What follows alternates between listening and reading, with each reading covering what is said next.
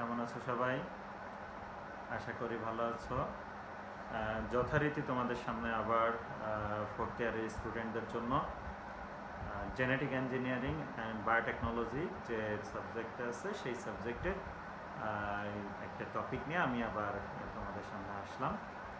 তাহলে যদি কেউ আমার সাথে থাকো একটু রেসপন্স করো, তোমরা ক্লিয়ার দেখতে পাচ্ছ কিনা বা কোনো ধরনের কোনো প্রবলেম আছে কিনা। যদি প্রবলেম থাকে বা না থাকে তাহলে একটু রেসপন্স করে আমাকে একটু অবহিত করো।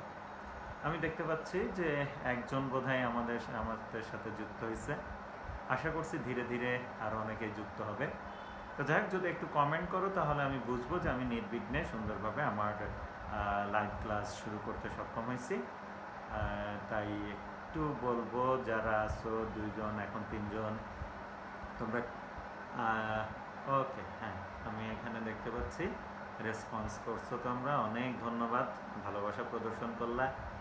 অবশ্যই তোমাদের ভালোবাসার জন্য আমি তোমাদের প্রতি কৃতজ্ঞ।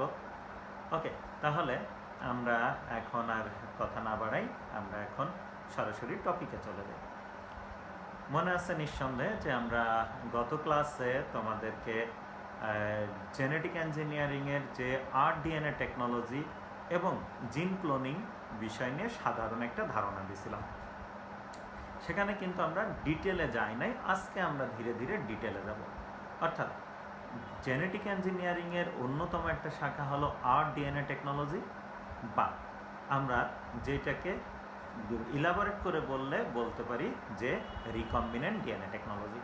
তাহলে রিকম্বিনেন্ট ডিএনএ টেকনোলজি হলো জেনেটিক ইঞ্জিনিয়ারিংয়ের অন্যতম একটা শাখা। তো সেই আরডিএনএ টেকনোলজি বা রিকম্বিনেন্ট ডিএনএ টেকনোলজি নিয়ে গত ক্লাসে একটু সাধারণ ধারণা দিয়েছিলাম। সাথে সাথে আমরা আরেকটা শাখা জেনেটিক ইঞ্জিনিয়ারিংয়ের, যেটা জিন ক্লোনিং নিয়েও একটু বিস্তারিত ধারণা দেওয়ার চেষ্টা করছিলাম। তার মানে আরডিএনএ টেকনোলজির মাধ্যমেই কিন্তু যে জিন বা যে ডিএনএ তৈরি করা হয় সেইটারই কপি করার প্রক্রিয়াটাকে বলা হয় জিন ক্লোনিং। তা গতদিন অ্যাকচুয়ালি আমাদের যে ক্লাসটা ছিল সেটা ছিল হলো জিন ক্লোনিংয়ের উপর। সেই কারণেই জিন ক্লোনিং নিয়েই বিস্তারিত আলোচনা করছিলাম। আর আরডিএনএ টেকনোলজি কি সেটা সাধারণভাবে আমরা ধারণা দিয়েছিলাম। আজকে আমরা এই আরডিএনএ টেকনোলজি কিভাবে ইমপ্লিমেন্ট করা হয় বা এই টেকনোলজির প্রয়োগ কিভাবে হয়ে থাকে, এখানে এই আরডিএনএ টেকনোলজি তৈরিতে বিশেষ কিছু এনজাইম ভূমিকা রাখে, যাদেরকে আমরা রেস্ট্রিকশন এন্ডোনিউক্লিয়াস এনজাইম বলি এবং ডিএনএ লাইগেজ এনজাইম বলি।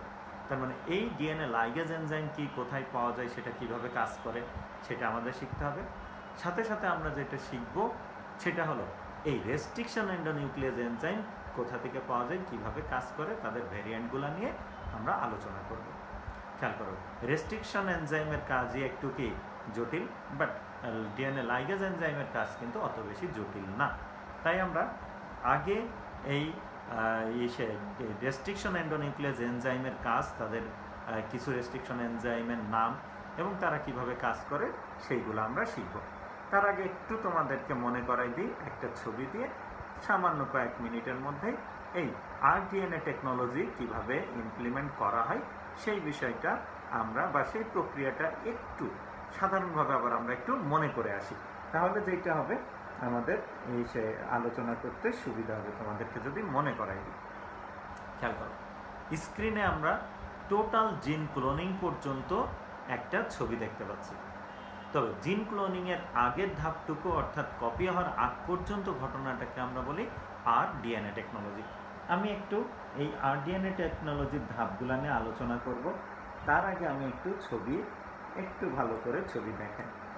খেয়াল করো, এখানে যদি আমরা দেখি তাহলে দেখো আরডিএনএ টেকনোলজি বা রিকম্বিনেন্ট ডিএনএ টেকনোলজির জন্য আমাদের কি লাগবে, 2টা জীব থেকে 2টা ভিন্ন ডিএনএ অংশ লাগবে এবং তাদের মধ্যে জোড়া দিতে পারলেই ঘটনাটাকে আমরা বলবো আরডিএনএ টেকনোলজি। তাহলে সেই উদ্দেশ্যে আমরা কি করছি, এখানে দেখো একটা ব্যাকটেরিয়া, সেই ব্যাকটেরিয়ার মধ্যে যে প্লাজমিড আছে সেই প্লাজমিডটাকে বের করে আনলাম। এই প্লাজমিড ব্যাকটেরিয়া থেকে বের করে আনার প্রক্রিয়াটাকে বলা হয় ইলেকট্রোফরেসিস প্রক্রিয়াতে বের করা হয়। ইলেকট্রোফরেসিস নিয়ে আমরা পরে ডিটেল আলোচনা করব। এরপরে দেখো, এইটা হলো আমার কাঙ্ক্ষিত জীবের কোষ।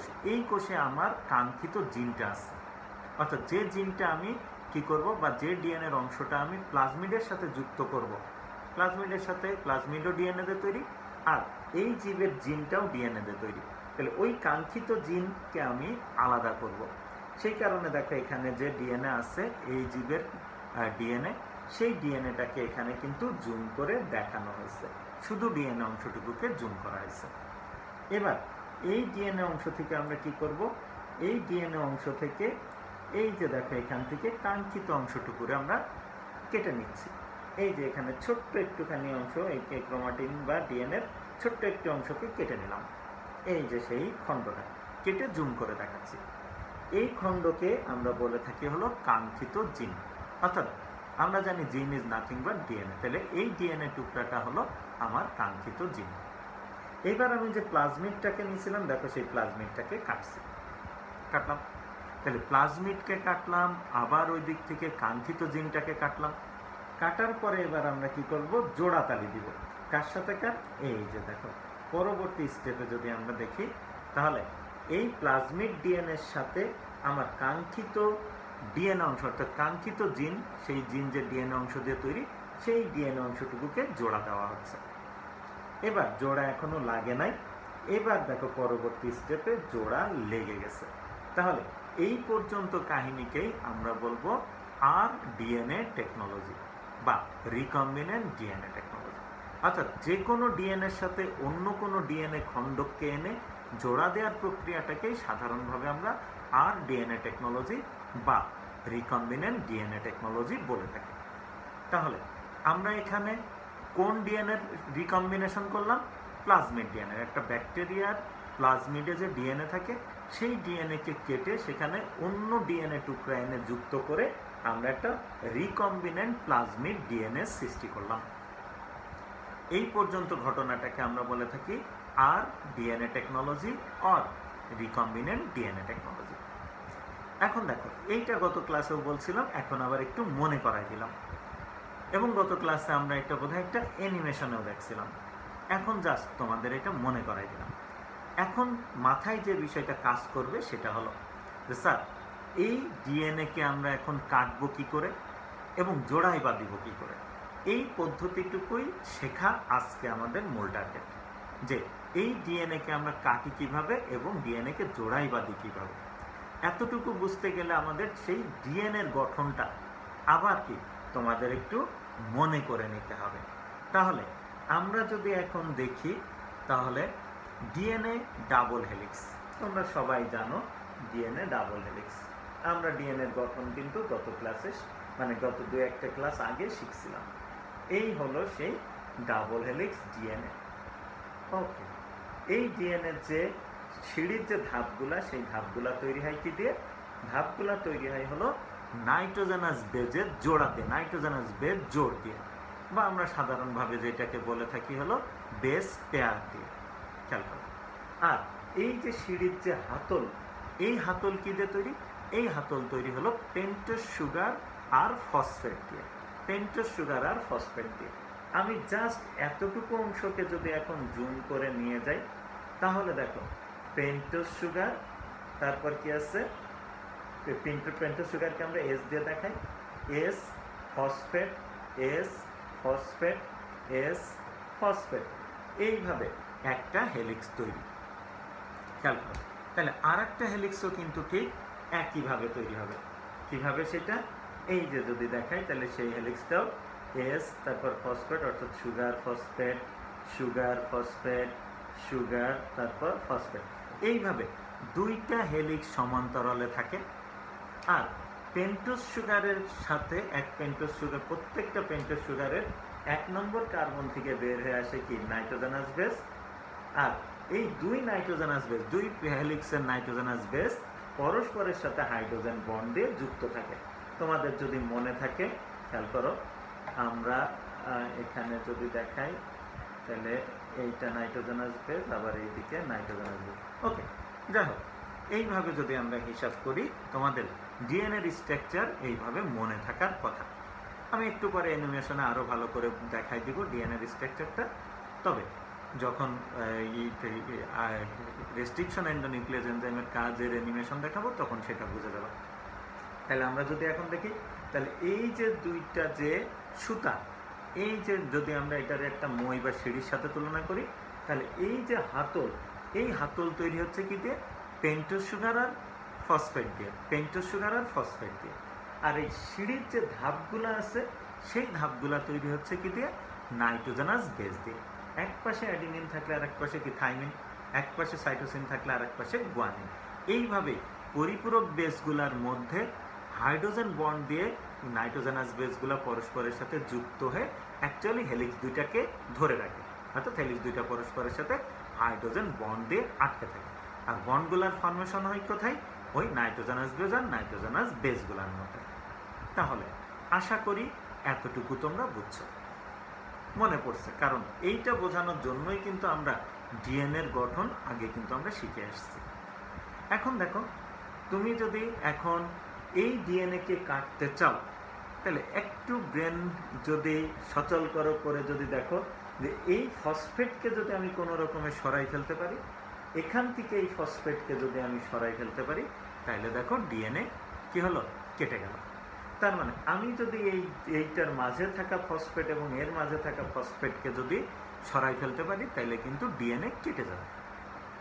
ওকে, আবার যদি আমি বলি যে না, আমি এখান থেকে একই জায়গা থেকে উপর নিচে একই জায়গা থেকে আমরা ফসফেট সরাবো না, কি করব?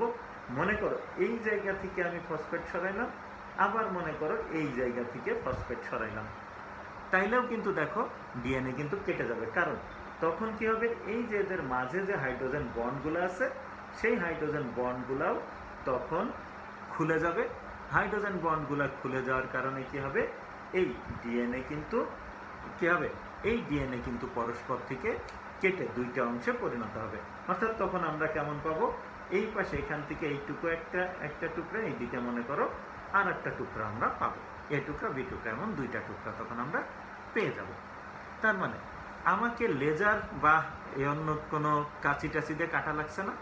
আমি যদি এখন শুধুমাত্র এই ফসফেটগুলোকে সরাই ফেলতে পারি, তাহলে ফসফেট সরাইলেই ডিএনএ কিন্তু কেটে যাবে। ঠিক আছে? আমরা ডিএনএর গঠন যদি আবার আমরা একটা ভিডিও এখন একটু দেখব। এই ভিডিওতে দেখো ডিএনএর কাটার বিষয়টা দেখানো হয়েছে, কিভাবে ডিএনএ কাটে। দেখো, এই যে আমরা সেই গত দিনের সেই অ্যানিমেশনটাই আমরা একটু রান করি। এই যে দেখো, গোলটা ছিল সেই প্লাজমিড, আর নীল অংশটা হলো, সাদা অংশটা প্লাজমিড, আর নীল অংশটা হলো আমার কাঙ্ক্ষিত জিন। কি করা হলো? জোড়া দেওয়া হলো, প্লাজমিডের সাথে জিনটা জোড়া দেওয়া হলো। কিভাবে কাজটা করা হয়েছে সেইটা এবার আমরা জুম করে দেখব, যে এই প্লাজমিডের মধ্যেটা তো ডিএনএ দিয়ে তৈরি, আবার ওই যে অংশটুকু এনে জোড়া দিলাম সেটাও কিন্তু ডিএনএ তৈরি। কিন্তু এইভাবে যদি দেখি তাহলে কিন্তু বোঝা যাচ্ছে না, তাই আমরা জুম করে দেখবো। দেখো, এই যে দেখো, আমরা জুম করলাম, করলে প্লাজমিডের মধ্যে কি পাইলাম? এই যে ডিএনএ। আমরা বোঝার সুবিধার্থে ডিএনএ কে একটু প্যাচ খুলে দেখবো, অর্থাৎ সে যে টুইস্ট হয়ে আসছে সেই টুইস্টটাকে একটু আনটুইস্ট করে আমরা দেখব। এই যে আনটুইস্ট হয়ে গেল, এই হলো সেই ডিএনএ। তাহলে এই ছবিতে যদি আমরা দেখি তাহলে খেয়াল করো, এই যে ব্লু যে ডটগুলা তোমরা দেখতে পাচ্ছ, এরা সব পেন্টোজ সুগার, এদেরকে দিয়ে পেন্টোজ সুগার বোঝানো হয়েছে। আর এই যে হোয়াইট যে ডটগুলা দেখতে পাচ্ছ, সেইগুলা হলো সব ফসফেট, সেইগুলো ফসফেট। আর ইয়েলো, রেড, গ্রিন বা যে এখানে ইয়েলো, রেড, ব্লু কালারের যে বা গ্রিন কালারের যে এইগুলা দেখতে পাচ্ছ, এরা হলো সেই নাইট্রোজেনাস বেস। অর্থাৎ এই যে সিঁড়ির যে ধাপগুলা, এই সিঁড়ির ধাপগুলা কিন্তু নাইট্রোজেনাস বেজে গঠিত। এক পাশে যদি অ্যাডিনিন থাকে তাহলে আরেক পাশে গুয়ানিন থাকবে, এক পাশে যদি সাইটোসিন থাকে তাহলে আরেক পাশে থায়ামিন থাকবে। অর্থাৎ এখানে অ্যাডিনিন তাহলে এখানে থায়ামিন, সরি ভুল বলছি, অ্যাডিনিন থাকলে এখানে থায়ামিন, সাইটোসিন থাকলে গুয়ানিন। এইভাবে সাইটোসিন গুয়ানিনের মধ্যে জোড়া পাচ্ছে কি দিয়ে? হাইড্রোজেন বন্ডে। মনে আছে তোমাদের? আমরা ডিএনএর গঠন কিন্তু আগেই শিখে এসেছিলাম। এখন আমরা দেখব যে এই আগেই বলছি যে এখান থেকে আমরা যদি ফসফেটগুলাকে সরাই ফেলতে পারি, ফসফেট সরাইলে কি হবে? এই ডিএনএ কিন্তু কেটে যাবে। আমরা দেখি এবার, এই যে এইটাকে আমরা সিম্বলিক ভাবে ধরে নিই, এইটা হলো একটা রেস্ট্রিকশন এন্ডোনিউক্লিয়াস এনজাইম। ইনি এসে কি করবে? এই ডিএনএ থেকে ফসফেটকে নিয়ে যাবে। কিভাবে নিয়ে যায় দেখো, এই যে দেখো। আচ্ছা, এখন বলতে পারো স্যার কাঁচি তো হয়ে গেল, কাঁচি কি বাস্তবে হবে? না, সিম্বলিক ভাবে দেখানো হয়েছে যে রেস্ট্রিকশন এনজাইম কাঁচির মতো কাজ করে, তাই সিম্বলিক ভাবে দেখানো হয়েছে। কিভাবে কাজ করলো দেখো, এই যে কাঁচির মতো কাজ করে দেখো, এই জায়গা থেকে এখান থেকে দেখো ফসফেট নেই হয়ে গেছে, আবার এই জায়গা থেকে দেখো ফসফেট নেই হয়ে গেছে। অর্থাৎ রেস্ট্রিকশন এন্ডোনিউক্লিয়াস এনজাইম এসে নির্দিষ্ট দুইটা জায়গা থেকে, সব জায়গা থেকে কিন্তু নাই, এটা নোট করো ব্রেনে, সব জায়গা থেকে নাই, মাত্র দুইটা জায়গা থেকে নিচে কি ফসফেট নিয়ে চলে গেছে কে? Restriction enzyme. যার ফলে এখন কি হয়েছে, এই যে দেখো কেটে গেছে, কে? ডিএনএ অংশটুকু কেটে গেল। তাহলে এই যে ডিএনএ অংশটুকু কেটে গেল, খেয়াল করো, কেটে গেলে এখানে কি হয়েছে, যেন অন্য ডিএনএ এসে এখানে গেঁথে যেতে পারে, তাই এই অংশটুকুকে, এই ফাঁকা বা এখানে যে নতুন করে দাঁত বের হওয়ার মতো অংশ বা নাইট্রোজেনাস উন্মুক্ত যে এরিয়াটা, এই এরিয়াগুলাকে আমরা তখন বলে থাকি হলো স্টিকি এন্ড, ইংরেজিতে, বাংলায় বলি গাঁথন প্রান্ত। তাহলে এইভাবে গাঁথন প্রান্ত তৈরি হবে। দেখো এই যে গাঁথন প্রান্ত তৈরি হলো, ঠিক আছে? তাহলে এই গাঁথন প্রান্তের সাথে মিলে যাবে যে ডিএনএ টুকরা, সেই ডিএনএ টুকরার গাঁথন প্রান্ত যদি এদের গাঁথন প্রান্ত অর্থাৎ স্টিকি এন্ডের পরিপূরক হয়, তাহলেই কেবল এখানে এসে যুক্ত হইতে পারবে। এই যে দেখো আসছে, এই যে দেখো আমাদের সেই কাঙ্ক্ষিত জিনটা, এই জিনটার এই প্রান্ত এবং এই প্রান্তের নাইট্রোজেনাস বেজের যে অনুক্রম, এই এখানকার যে গাঁথন প্রান্ত, প্লাজমিডের ডিএনএ কাটার পরে যে গাঁথন প্রান্ত তৈরি হয়েছে তারই পরিপূরক, সেই কারণেই কিন্তু সেখানে এসে যুক্ত হবে। এই যে যুক্ত হবে, অর্থাৎ যদি আমরা ধরে নিই যে এখানকার গাঁথন প্রান্তে, প্লাজমিড গাঁথন প্রান্তে কি ছিল, অ্যাডেনিন, সাইটোসিন, থাইমিন, অ্যাডেনিন, এই বিন্যাস ছিল, তাহলে অবশ্যই আমার কাঙ্ক্ষিত যে ডিএনএ অংশটুকু সেখানে কি থাকবে, তারই পরিপূরক। যেমন এখানে যদি প্রথম অ্যাডেনিন থাকে তাহলে ওখানে থাইমিন থাকতে হবে, তারপরে এটাই যদি গুয়ানিন থাকে দ্বিতীয় নাইট্রোজেনাস বেসটা, তাহলে ওখানে সাইটোসিন থাকবে। এইভাবে এই যে প্লাজমিড ডিএনএর যে গাঁথন প্রান্ত, সেই গাঁথন প্রান্তে নাইট্রোজেনাস বেসের যে বিন্যাস, কাঙ্ক্ষিত জিনের যে গাঁথন প্রান্ত, অর্থাৎ কাঙ্ক্ষিত জিনকে কাটলেও কিন্তু সেই জিনেও গাঁথন প্রান্তের সৃষ্টি হয়, সেই গাঁথন প্রান্তেরও নাইট্রোজেনাস বেসের বিন্যাস ওইটারই কি পরিপূরক।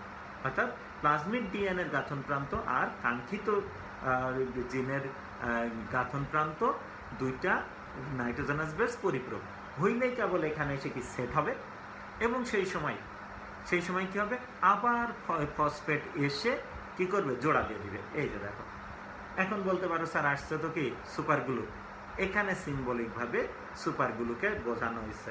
এই সুপারগ্লু বলতে যেটা এখানে দেখানো হয়েছে, দেখো তারা এসে দেখো ফসফেট দিয়ে গেল, তাহলে ফসফেট দিয়ে ডিএনএ কে আবার সংযুক্ত করে দিল। ওকে, তার মানে ফসফেট অপসারণ করলে ডিএনএ কি কাটে, আর ফসফেট এসেই আবার ডিএনএ কে যুক্ত করে দেয়। এখানে কাঁচি দিয়ে রেস্ট্রিকশন এনজাইমকে সিম্বলিকভাবে দেখানো হলো, আর এই সুপারগুলো বা আঠার বোতল দিয়ে এখানে কি বোঝানো হলো, লাইগেজ এনজাইমকে বোঝানো হলো। যে এখানে কিন্তু কি হয় নাই, মানে আমরা অবশ্যই কিন্তু অ্যানিমেশন দেখে এই ভুলটা বুঝবো না যে কি হবে, সিম্বল মানে সত্যিই কি রেস্ট্রিকশন এনজাইম কাঁচিতে রূপান্তরিত হবে বা লাইগেজ এনজাইমকে আঠায় রূপান্তরিত হবে না, এটা অ্যানিমেশনে জাস্ট সিম্বলিকভাবে বুঝাইছে।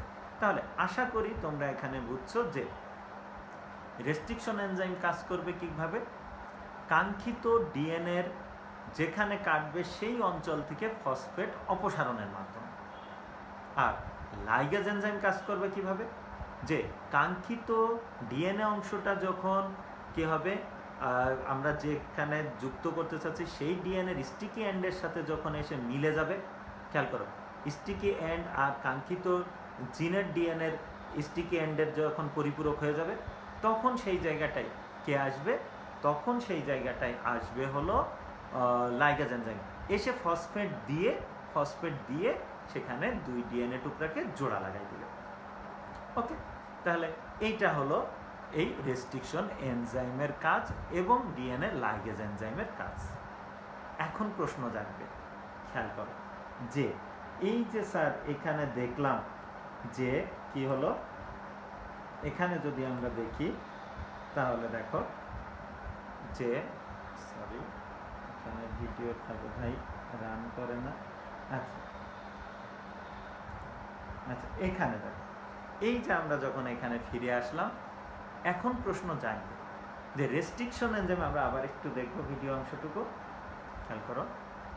রেস্ট্রিকশন এনজাইম আসবে, এই যে আসলো, এসে কি করবে দেখো, এই যে রেস্ট্রিকশন এনজাইমটা ফসফেট নিছিল, মনে করো এখান থেকে নিছে, এই যে এখান থেকে নিছে আর এখান থেকে নিছে। এখন প্রশ্ন হলো শুধু এই দুই জায়গা থেকেই ফসফেট কেন নিবে? আরও তো জায়গা আছে, দেখো আরও তো কি জায়গা আছে, সেখান থেকে ফসফেট কেন নিল না? খেয়াল করো, প্রত্যেকটা রেস্ট্রিকশন এনজাইমের একটা নির্দিষ্ট চয়েস আছে। এখন প্রশ্ন হলো প্রত্যেকটা রেস্ট্রিকশন এনজাইম মানে, এই যাবৎকাল যদি আমরা আজ থেকে 20 বছর আগের হিসাবে বলি, তখনই প্রায় 250 মতো রেস্ট্রিকশন এনজাইম আবিষ্কার হয়েছিল। তার মানে রেস্ট্রিকশন এনজাইম কিন্তু একটা না, নানান ধরনের রেস্ট্রিকশন এনজাইম আছে। কয়েকশো রেস্ট্রিকশন এনজাইম প্রকৃতি থেকে আলাদা করা হয়েছে। খেয়াল করো, এখন কিছু রেস্ট্রিকশন এনজাইম হয়তো বা আর্টিফিশিয়ালও তৈরি করা হচ্ছে। তাহলে এই যে রেস্ট্রিকশন এনজাইমগুলা আছে, যারা মনে করো 250 রেস্ট্রিকশন এনজাইম, প্রত্যেকটা রেস্ট্রিকশন এনজাইমের একটা নির্দিষ্ট পছন্দ আছে। সেই পছন্দের যদি জায়গাটা সে পায়, তাহলে শুধুমাত্র সেই পছন্দের জায়গা থেকেই সে কি করে, এই ফসফেটকে অপসারণ করে, অন্য জায়গা থেকে করে না।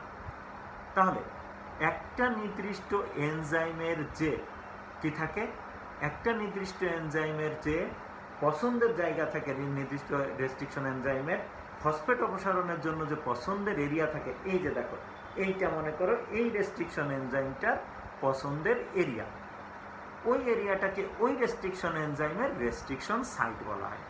কি বলে? Restriction site.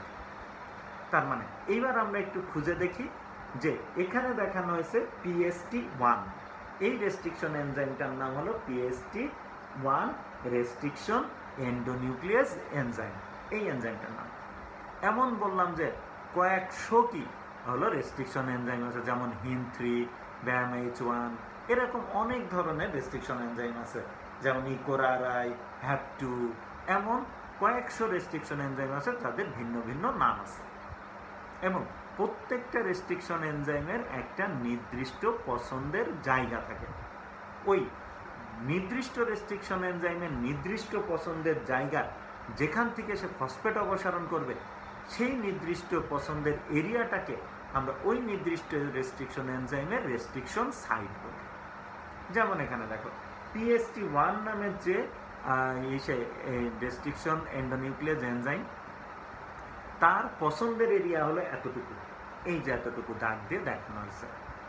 এতটুকুর মধ্যে কি আছে দেখো, 6 জোড়া বেজ আছে, নাইট্রোজেনাস বেজ আছে 6 জোড়া। এই যে দেখো এখানে 6 জোড়া, কিভাবে? এইটা আর এইটা মিলে কি 1 জোড়া, অর্থাৎ এখানে দেখো রেড আর গ্রিন মিলে 1 জোড়া, ব্লু আর ইয়েলো মিলে কি আর 1 জোড়া। এইভাবে দেখো 6 জোড়া, 1 2 3 4 5 6। তাহলে এই 6 রেস্ট্রিকশন, সরি, এই যে 6 জোড়া যে নাইট্রোজেনাস বেজ, এই 6 জোড়া নাইট্রোজেনাস বেসটা হলো রেস্ট্রিকশন এন্ডোনিউক্লিয়াস এনজাইমের পছন্দের জায়গা। কোন রেস্ট্রিকশন এন্ডোনিউক্লিয়াস? এই PST1, এইটা। তার মানে প্রত্যেকটা রেস্ট্রিকশন এন্ডোনিউক্লিয়াস এনজাইমের জন্য একটা নির্দিষ্ট রেস্ট্রিকশন সাইট থাকে।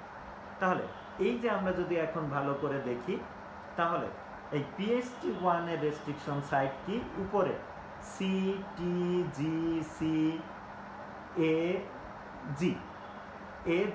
এইটা হলো, এইটুকু হলো উপরে। আর নিচে কি আছে? নিচের জোড়া, নিচে আছে হলো এই পাশ থেকে যদি আমরা দেখি, তাহলে GACGTC, এইটা হলো নিচের অংশ। তার মানে এইভাবে প্রত্যেকটা রেস্ট্রিকশন এনজাইমের এমন একটা নির্দিষ্ট পছন্দের এরিয়া থাকে। সেই পছন্দের এরিয়াকে ওই রেস্ট্রিকশন এনজাইমের রেস্ট্রিকশন সাইট বলা হয়। এখানে PST1 এরটা তো আমরা দেখলাম, আমরা আরও অন্যান্য রেস্ট্রিকশন এনজাইমের রেস্ট্রিকশন সাইট আমরা কিন্তু দেখব একটু পরে। এই রেস্ট্রিকশন সাইট ছাড়া অন্য কোনো জায়গা থেকে কিন্তু এই রেস্ট্রিকশন এনজাইম ফসফেট অপসারণ করবে না। তার মানে এখানে যদি এই জায়গাটাতেও দেখো, এইটুকু অংশে যদি এইটুকু অংশে যদি ঠিক এমন বিন্যাস থাকতো, এখানে যতটুকু যে বিন্যাসটা আছে সেই বিন্যাস যদি এখানে থাকতো, তাহলে আবার এখান থেকেও কিন্তু কি করতো, ফসফেট নিয়ে যেত। আবার যদি এই পাশে থাকতো, তাহলে এই পাশ থেকেও কিন্তু ফসফেট নিয়ে যেত। খেয়াল করো, কিন্তু নাই বিধায় শুধু এই জায়গায় ওই বিন্যাসটুকু আছে, যে বিন্যাসটাকে পছন্দ করে PHT1 রেস্ট্রিকশন এনজাইম, সেই বিন্যাসটা শুধু এখানে আছে বিধায় এই জায়গার মধ্য থেকেই সে ফসফেটকে অপসারণ করবে, অন্য জায়গা থেকে করবে না। তাহলে ডিএনএর বাকি জায়গাগুলো সেফ, আর শুধু ওই নির্দিষ্ট জায়গা থেকে কি হবে, ফসফেট চলে যাবে, যার ফলে ওই নির্দিষ্ট জায়গায় শুধু ডিএনএ কাটবে, বাকি জায়গা থেকে না। এইটা হলো একটা অপরূপ সৃষ্টি আল্লাহ তাআলা বা প্রকৃতির, যে প্রত্যেকটা ডিএনএর নির্দিষ্ট রেস্ট্রিকশন সাইটের জন্য, এরিয়ার জন্য নির্দিষ্ট রেস্ট্রিকশন এনজাইমই ক্রিয়া করবে। সেইটা শুধু ওখানেই ক্রিয়া করবে, আশেপাশে করবে না। তাই আমরা যদি কোনো একটা জিনের শুরু এবং শেষের নাইট্রোজেনাস বেজের বিন্যাস জানতে পারি, তাহলে সেই জায়গায় কোন রেস্ট্রিকশন এনজাইম কাজ করতে পারে সেইটা জেনে আমরা সেই ডিএনএটাকে কিন্তু কেটে আনতে পারি, বা সেই জিনটাকে কিন্তু কেটে আনতে পারি। ওকে, এখন দেখো এই PHT1 এর ক্ষেত্রে যেটা আমরা দেখলাম সেটা হলো 6 জোড়া নাইট্রোজেনাস বেস বা 6টা বেস পেয়ার। এক জোড়া নাইট্রোজেনাস বেসকে আমরা বলে থাকি বেস পেয়ার। খেয়াল করো, তাহলে এখানে বেস পেয়ার আছে কয়টা, 6টা। তাহলে এখানে 6টা বেস পেয়ারকে কি করছে, পছন্দ করছে কে, নির্দিষ্ট 6টা বেস পেয়ারকে পছন্দ করছে PHT1। তবে সব রেস্ট্রিকশন এনজাইম কিন্তু 6টাকে পছন্দ করে না। কোনো ক্ষেত্রে 4টা, কোনো রেস্ট্রিকশন এনজাইম আছে 5টা। সাধারণত 4টা বেস পেয়ারের নিচে সাধারণত দেখা যায় না। তাহলে আমরা বলতে পারি 4 থেকে 6টা বেস পেয়ারকে সাধারণত রেস্ট্রিকশন এনজাইমেরা কি করে, প্রাধান্য দেয়, দিয়ে সেখানে তাদের পছন্দের অনুক্রম থাকলে সেখান থেকে তারা ফসফেট অপসারণ করে থাকে। তাহলে যে কোনো রেস্ট্রিকশন সাইট তাহলে কী দিয়ে তৈরি হচ্ছে, বেস পেয়ার দিয়ে। কতগুলা, 4 থেকে 6টা। কোনো রেস্ট্রিকশন এনজাইমের ক্ষেত্রে হলো এই রেস্ট্রিকশন সাইট হলো 4 বেস পেয়ারে তৈরি, কোনোটার ক্ষেত্রে 5 বেস পেয়ার। কোনো রেস্ট্রিকশন এনজাইমের রেস্ট্রিকশন সাইটটা হলো 6 বেস পেয়ারে তৈরি। তাই আমরা বলে থাকি 4 থেকে 6টা বেস পেয়ারে এই রেস্ট্রিকশন সাইটগুলো তৈরি হয়ে থাকে। এবার আমি তোমাদের কিছু রেস্ট্রিকশন এনজাইমের নাম এবং তার পছন্দের জায়গা অর্থাৎ রেস্ট্রিকশন সাইট আমি তোমাদেরকে দেখাবো। আমরা আগেই বলছি যে কয়েকশো রেস্ট্রিকশন এনজাইম আছে, এর মধ্যে মাত্র একটাকে আমি তোমাদেরকে দেখাইছি, আরও এমন অসংখ্য রেস্ট্রিকশন এনজাইম কিন্তু আছে, সেটা কিন্তু আমি তোমাদের আগেই বলছি। আরও কয়েকশো রেস্ট্রিকশন এনজাইম আছে, তার মধ্যে আমরা সবগুলা নিয়ে তো আর স্টাডি করতে পারবো না। আমরা এখানে প্রধান যে রেস্ট্রিকশন এনজাইমগুলো আছে তাদেরকে নিয়ে একটু ধারণা দিব। এখানে দেখো, প্রথমে যদি আমরা দেখি তাহলে এইটা হলো একটা রেস্ট্রিকশন সাইট, কি CCCGGG। তাহলে এদিকে যদি সিসি হয় তাহলে এদিকে জিজি, আর এদিকে জিজি হলে এদিকে সিসি।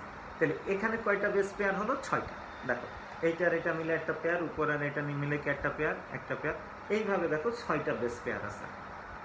এবার যদি আমরা দেখি রেস্ট্রিকশন এনজাইমটার নাম কি, এই রেস্ট্রিকশন এনজাইমটার নাম হলো কি এখানে দেওয়া আছে, হ্যাঁ দেখি, না এখানে রেস্ট্রিকশন এনজাইমটার নাম দেওয়া নাই।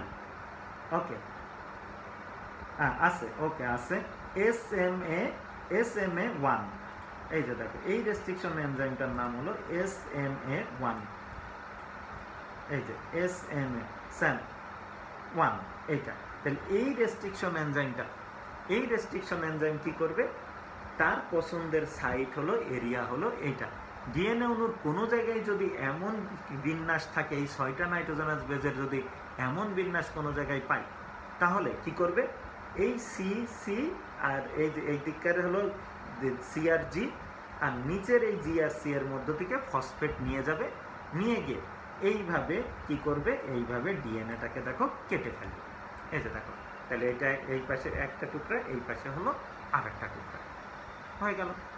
ওকে, এরপরে যদি আমরা দেখি তাহলে পরে আর একটা রেস্ট্রিকশন এনজাইম আছে যার নাম হলো BAMHI বা H1, BAMH1। এদের ক্ষেত্রে যদি দেখি তাহলে এদেরও রেস্ট্রিকশন সাইট কিন্তু 6 জোড়া বেস পেয়ারে তৈরি। কয় জোড়া? 6 জোড়া। এই যে দেখো এখানে 1 জোড়া, 2 জোড়া, 3 জোড়া, 4 জোড়া, 5 জোড়া, 6 জোড়া বেস পেয়ারে তৈরি। ওকে, এইটা কাটবে কোথায়? এইটা কাটবে প্রথমে যে 2 জি আছে তার মাঝ থেকে ফসফেট নিয়ে যাবে, আর এই নিচের দিকে যে 2 জি গুয়ানিন আছে তার মধ্য থেকে ফসফেট নিয়ে যাবে। নিয়ে গিয়ে কি করবে? এই ডিএনএটাকে কেটে ফেলবে।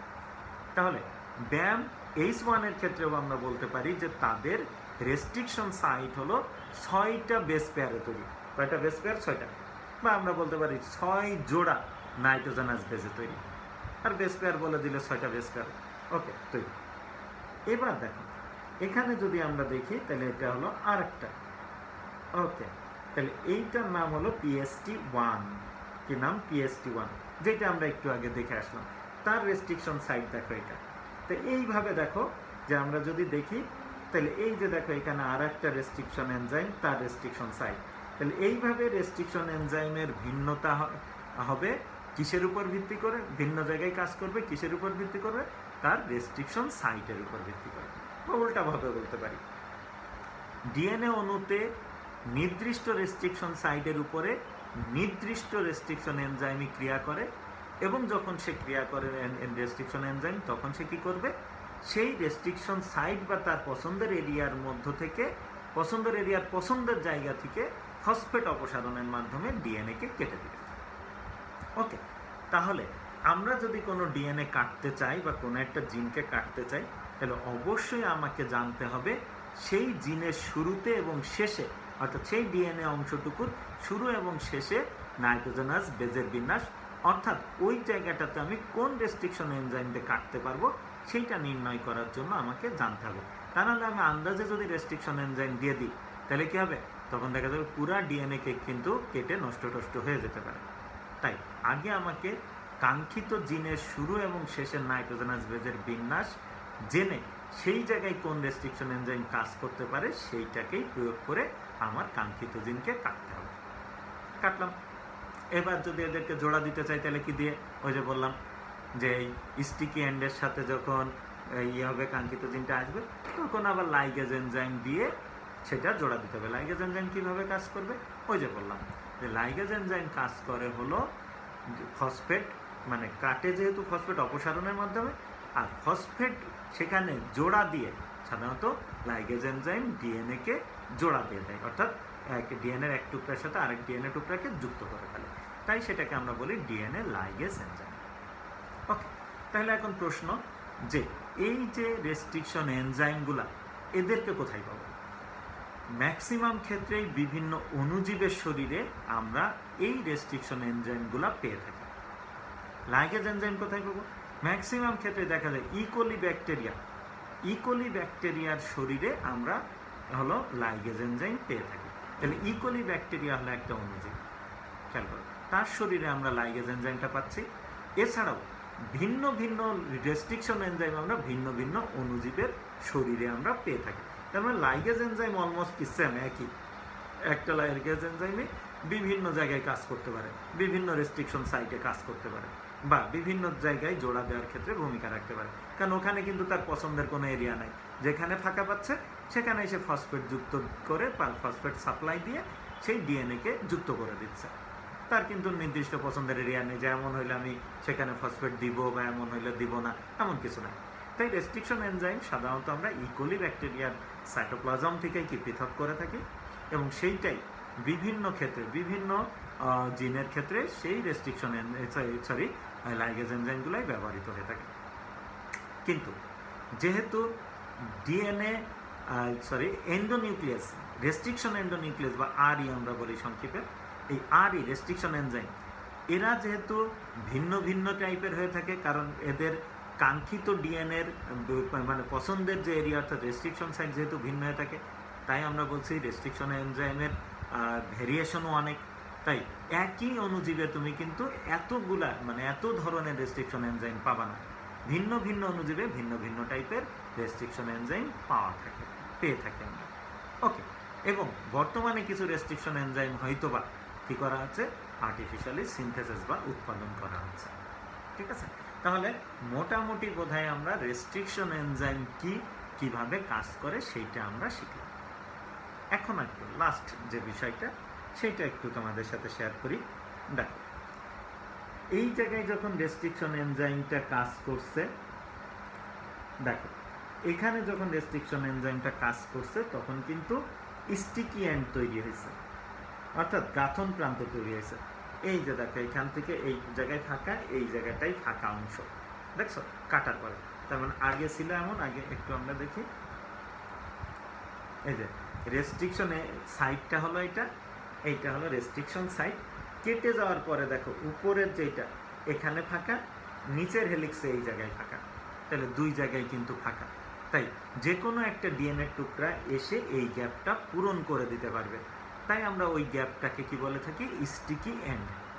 কিন্তু এই জায়গাটাই যদি আমরা দেখি, সরি আমরা এখন দেখব এইটা প্রথম যে রেস্ট্রিকশন এনজাইম সেইটার ক্ষেত্রে আমরা দেখব, এই যে প্রথম রেস্ট্রিকশন এনজাইমটার ক্ষেত্রে আমরা দেখব কি, এই যে খেয়াল করো, এই রেস্ট্রিকশন এনজাইমটার ক্ষেত্রে যদি দেখি তাহলে দেখো কাটছে একদম মাঝখানে, এই যে দেখো মাঝখানে কাটছে, যে কারণে একদম সমান হয়ে কাটছে, সমান হয়ে কাটছে।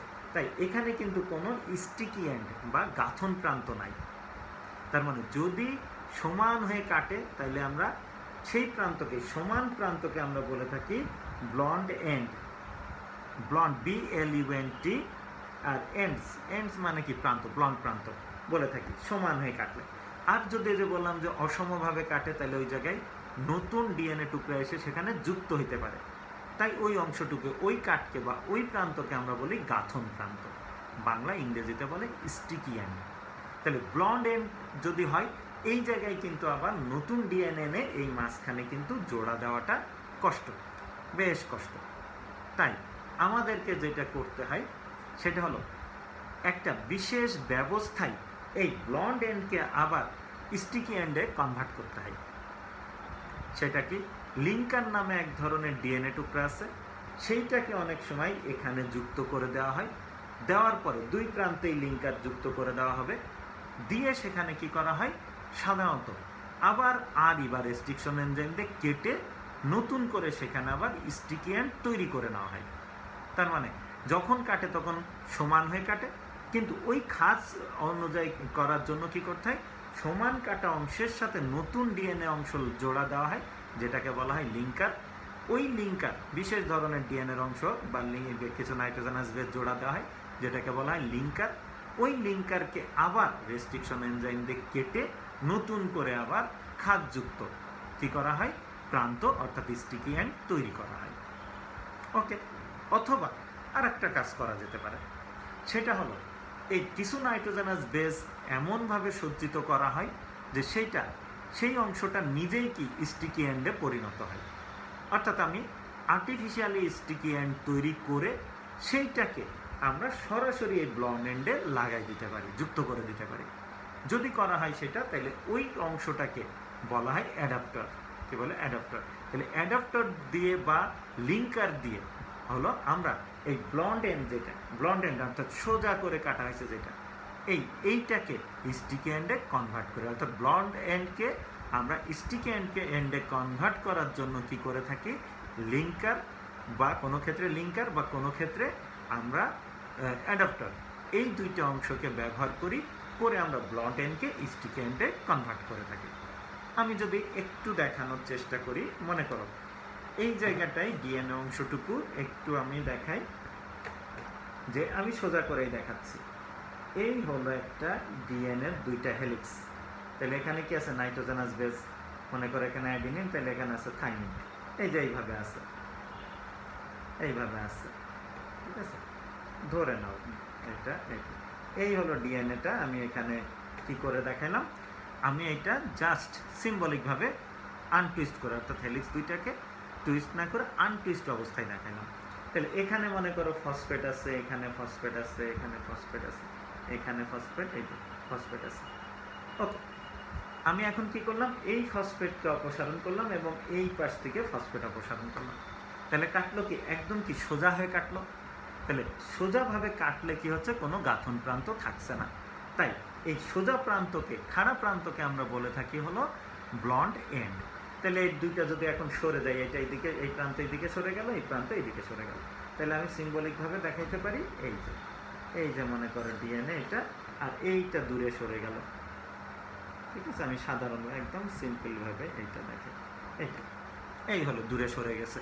তার মানে এইটা মনে করো এ টুকরা, এইটা হলো এক্স টুকরা।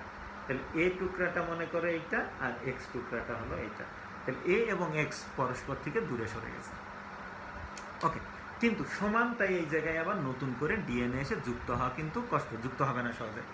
তাই বিশেষ পদ্ধতিতে কি করা হয়, মনে করো এ টুকরার এই মাথায় একটা অংশ যুক্ত করা হয়, যেটাকে বলা হয় লিঙ্কার।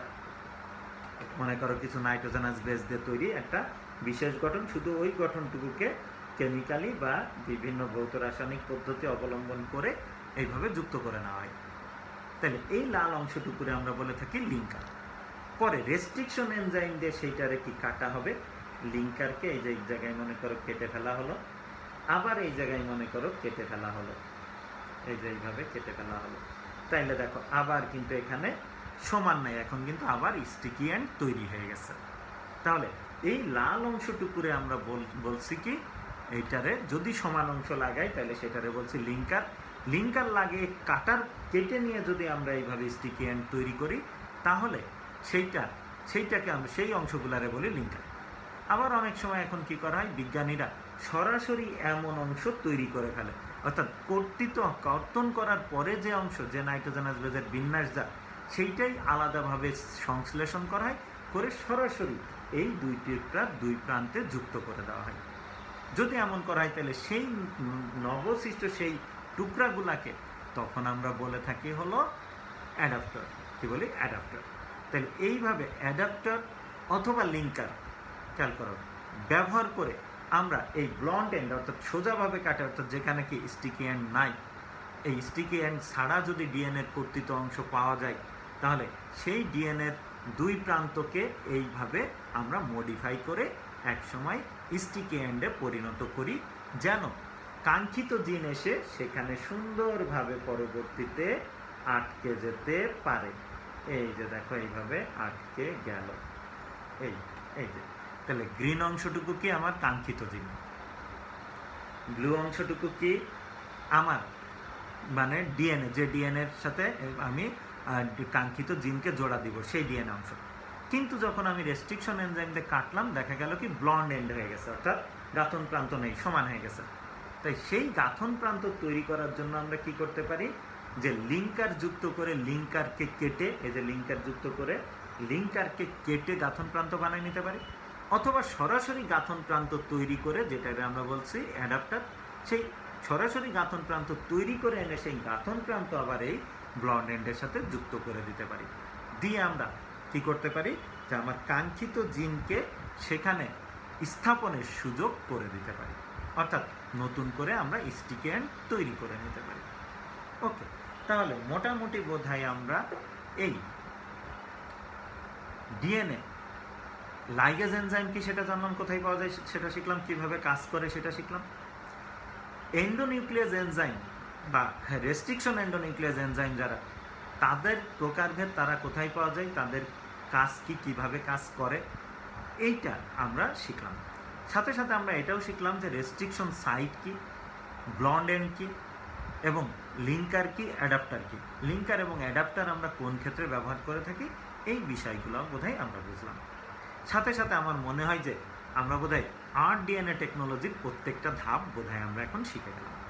তাহলে এখন আরডিএনএ টেকনোলজি বা রিকম্বিনেন্ট ডিএনএ টেকনোলজি তৈরি করতে গিয়ে, ইমপ্লিমেন্ট করতে গেলে তোমাকে কি করতে হবে, প্রথমে একটা জীব নিতে হবে, সেই জীবের ডিএনএর সাথে তোমাকে কাঙ্ক্ষিত জিনটাকে জোড়া দিতে হবে। তাহলে দুইটা জীব তোমাকে সিলেক্ট করতে হবে, যে জীবে তুমি কে জিনটা স্থাপন করবা সেটা, আর যার কাছ থেকে জিন নিবা তাকে। এবার যার কাছ থেকে জিন নিবা, তার যে জিনটা নিবা তার সিকোয়েন্সিং করে তার সামনে পিছনে নাইট্রোজেনাস বেজের বিন্যাস কি তুমি হিসাব করবা, দেখবা, দেখে রেস্ট্রিকশন এনজাইম দিয়ে তার জন্য নির্দিষ্ট ওই রেস্ট্রিকশন এনজাইমে যে ওই রেস্ট্রিকশন সাইডে যে রেস্ট্রিকশন এনজাইম কাজ করবে সেটা দিয়ে ডিএনএটাকে কাটবা, কেটে এনে সেটারে কি করবা, এই কাঙ্ক্ষিত যে জীব সেই জীবের ডিএনএও কেউ কাটবে, একই রেস্ট্রিকশন এনজাইম দিয়ে কাটবা, কেটে সেখানে কি জোড়া দিয়ে দিবা, কি দিয়ে, ডিএনএ লাইগেজ এনজাইম দিয়ে দিলেই কি হয়ে গেল, আর ডিএনএ টেকনোলজি কমপ্লিট, অর্থাৎ রিকম্বিনেন্ট ডিএনএ প্রস্তুত হয়ে গেল। আশা করি তোমরা আর ডিএনএ টেকনোলজি প্রস্তুতির বিষয়টা ভালোভাবে বুঝছো এবং আর ডিএনএ প্রস্তুতির ক্ষেত্রে যে এই আরই অর্থাৎ রেস্ট্রিকশন এনজাইম এবং ডিএনএ লাইগেজ এনজাইমের ভূমিকা এবং সে কীভাবে কাজ করে সেটাও আশা করি বুঝে গেছে। তাহলে আজকে এই পর্যন্তই আমাদের আলোচনা। আগামী ক্লাসে যা আলোচনা করব কালকে বা আগামী শুক্রবারের মধ্যে অবশ্যই তোমরা সেটা রুটিনে পেয়ে যাবা, সেই অনুযায়ী আমরা পরবর্তী ক্লাস তোমাদের সামনে নিয়ে আসবো। ধন্যবাদ সবাইকে, ভালো থেকো সবাই, দোয়া করো আমার জন্য, দোয়া করো পুরা পৃথিবীর জন্য। ধন্যবাদ।